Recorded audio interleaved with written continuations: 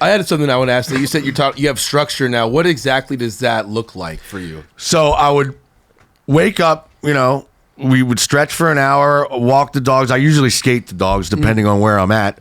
And then, we would look for a skate spot, usually a skate park. I wouldn't leave until I get something on film or a cool looking photo or whatever it is. But then we'll go home, have dinner. Just a really nice, healthy, structured things to do. When before, I seriously, boredom was the reason why I drank so much. I would wake up with no agenda and nothing to do, and then I would just look across the street, see an Irish pub, I'd be like, that looks like fun, and I would do that all fucking day. Yeah. So wait, how long has it been now? Since you've been sober? Oh, well, 2 years now, minus one little stint. We landed in Michigan, and I had to do a podcast in West Virginia, and my wife saves dogs, so she goes, they're going to put this dog down in White Plains, New York if I don't go solve this. I know we're supposed to drive to West Virginia, but can you do this alone? Because it's been a year now without you drinking. I'm like, yeah, I'm sure I can do it, yeah. Of course, on day number 3, I get lost, frustrated. My phone's going to die. I look across the street and I see a beer mill. I buy 3 Twisted Teas. I crack one open and call her instantly and saying, you need to come and get me because the car was running, I was at a post office. She's like, I'm coming to get you. So cop pulls up, asks me what I'm doing. And because the car was running, I got a DUI with a parole officer already on my ass. So he says, come to the courthouse so we could talk about this. I think we're just going to talk about it. They locked me up. They put me right to fucking jail without even telling my wife. And because I go to Chester County Prison, everybody in there recognizing me. So look, yo, Ben, what was it like fucking Jessica Simpson? Let me get Johnny Knoxville's number. What was it like being at a Diddy party? All this stuff. They're like, you don't belong here. We're putting you in solitary confinement. So I had to spend 8 days in solitary confinement. And man, let me tell you, just picture the fact that I was caught so off guard. That's just like you going into the bathroom saying, I'll be right back, guys. I got to take a quick piss. And we lock you in and say, we'll see you in 8 days. We'll slip under food that's basically plastic green beans, and I'll see you in 8 days. And you're just like, what? You would freak out, wouldn't you? You'd be like, but dude, I got shit to do. My car's parked. I got to pay the meter. Nope. You're staying in here for 8 days. If you had any kind of alcohol problem, any kind of heroin problem, or any kind of problem that you want to fix, put somebody in the fucking hole for 8 days, and I guarantee when they come out and you say, whatever your problem is, if it's heroin or alcohol, if you crack open that beer, you're going to do that again. I guarantee everybody will be like, ain't worth it, ain't doing it, I'm never doing that again.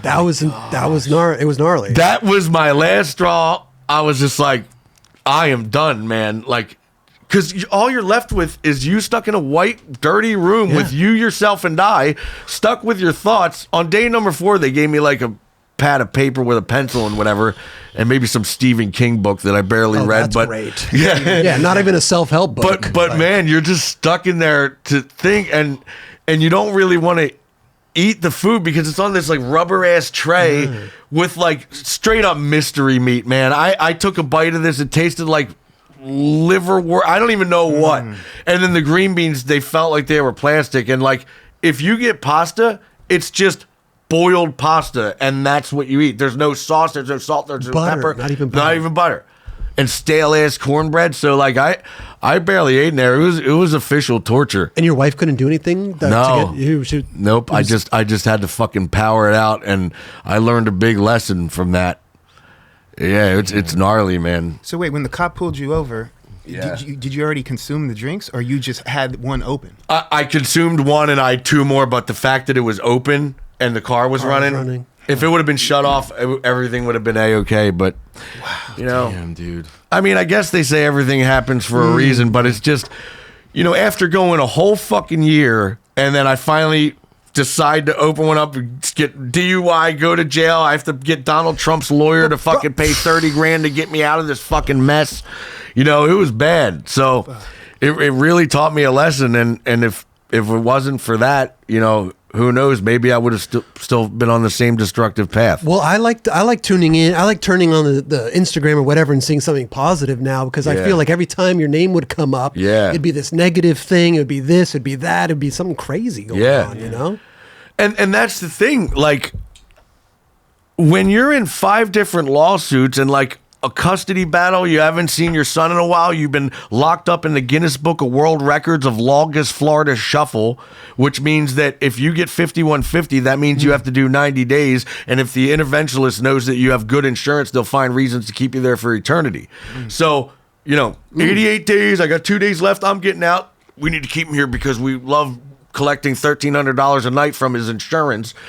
Yep, he still has a problem because he's been rocking those same pants for 3 days now, and that's bad hygiene. So he's doing another 90 days in another place. They'd make up some So shit. I did 2.5 years at $660,000. I felt so trapped that I couldn't get out, and I know that if I hopped the wall and escape, it would just be even more consequences to the point where I would never be able to go back to Florida again in my life if I did do that. So I just had to power this out, and it took 2 years. 2.5 years. I was just stuck in the system. Damn. Yeah. When you explain it like that, it just seems so fucking wrong because It is. from the medical system aspect, and these people just keeping you for $1,300. It's just Yeah. you're fucking with someone's life. And here's what's extra wrong. If you're in a loony bin and you don't know who I am, you're just a doctor analyzing everybody, and you're sitting there trying to marry your own sneaker because you're nuts, and you're sitting there going, because you're nuts, and I'm sitting there going, yeah, Billy Idol cut off the roof of my purple Lamborghini, and then I shipped it to Pyongyang, North Korea, because Kim Jong-il wanted to look at it on the Gumball Rally. This dude is schizophrenic. And I'm sitting there, I'm like, they mark me off as schizophrenic. I am not schizophrenic, but... when you hear that sentence, of course, and you don't know who I am, if you look it up on the interweb, it's fucking true. Right. But I sound like a fucking nut. Did you really send your car top over to North Korea? Yeah, we were on a Gumball Rally, and we went around the world in 8 days. So I shipped the car from Pennsylvania to London, drove it to Serbia, put it on an airplane to Phuket, Thailand, drove it to Bangkok, put it on another plane to Sapporo, Japan, stopped in North Korea so Kim Jong-il could look at it, then Anchorage, Alaska, then Salt Lake, then Vegas, then L.A. to Detroit to home. That does sound nuts, dude. That sounds nuts. Somebody come get him because that's not normal. But I'm thinking I'm a lot of things, but I am definitely not schizophrenic. And now a year goes by, I'm like, wait a minute. Dude, you know what? If that guy didn't know who I was and he's hearing me talk about this guy thinks he has a purple Lamborghini. He thinks he's friends with Billy Idol and he cut the roof off, and then Kim Jong fucking North Korea hit my no. This guy is schizo. You're like, you got to verify this, dude. You can go ahead and do that. It does sound psycho. It does. But can you really even define somebody as manic bipolar? Because a lot of places said that I was, but when your attitude could change really quick by, all right, let's say you wake up today and I'm like, yo, Bam, you're going to be really stoked because you just got a check from Paramount for $1 million. You're like, yep, yeah. And then 5 minutes later, you're kicking shit because your fucking cat just died, So like, he's jumping around hip hooray, and now he's fucking throwing chairs and shit. This guy is fucking manic bipolar. Right. No, I'm just hearing very good news in the morning and then very terrible news in the afternoon. It's all... Right. Yeah, that's just an example. No, for sure. Yeah. I mean, if anything, they should award you for your memory because, I mean, all the shit that you just named over this to that to here to here. How do you remember all this shit, bro? It's crazy. I don't know. I remember seeing snow for the first time when I was 2. Really? Yeah. Where the fuck was this? I know the capital of every country. I don't know. I just remember what I want to remember, Really? You know the capital of every state? Every country and state. Oh, every country and state. Yeah. That's impressive. Wow. I don't know. Beeble used to do. Yeah, Beeble was. I never heard. That's gnarly. You know all the countries. Yeah, My son's the same way. Really? Yeah. Countries? Countries too. I trip on it. Yeah. Texas. Well, Texas is Austin. Okay. But I mean, you get gnarly and ask me. I don't know. I barely even know all the states. Yeah, you can say anything. I was actually at like a restaurant in Westchester, and my history teacher came in with a bunch of other teachers. They were just coming out from a dinner, and they're like, you guys might think that Bam's a jackass and all, but he's actually very smart. He knows the capital of every country. So all the teachers were going for it like big time. They're saying Burkina Faso. I'm like, Ouagadougou. They're like, Chad. I'm like, Indi Jamina. They're like, Ethiopia, Addis Ababa. So like, how did fucking know? Why? You know what? Because I'm on a lot of airplanes, and they always had that magazine, and in the back it would just have the countries and where it would fly to, and it would say the So I would just stare at it to the point where like my brother would be like, "Oh, Bam's looking at his porn again," which means I'm staring at a map. Wow. And then when I realized, there was only 20 more capitals that I would need to learn to know to be able to say I know the capital to every single country.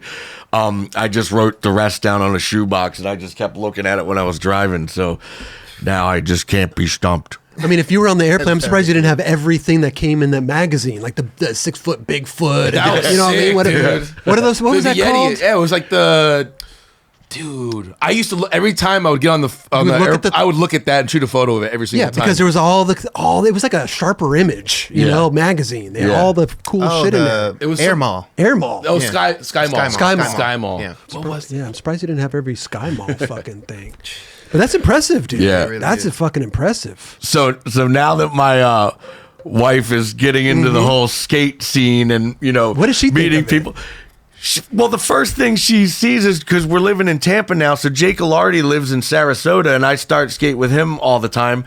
And then we went to Miami, and I call him up, and I'm like, "Yo, we're in Miami. I heard you're here too." He's like, "Yeah, I just cracked my head open though. I'm in the hospital now getting some staples. I just tried a 180 nose grind down that 14 stair hubba."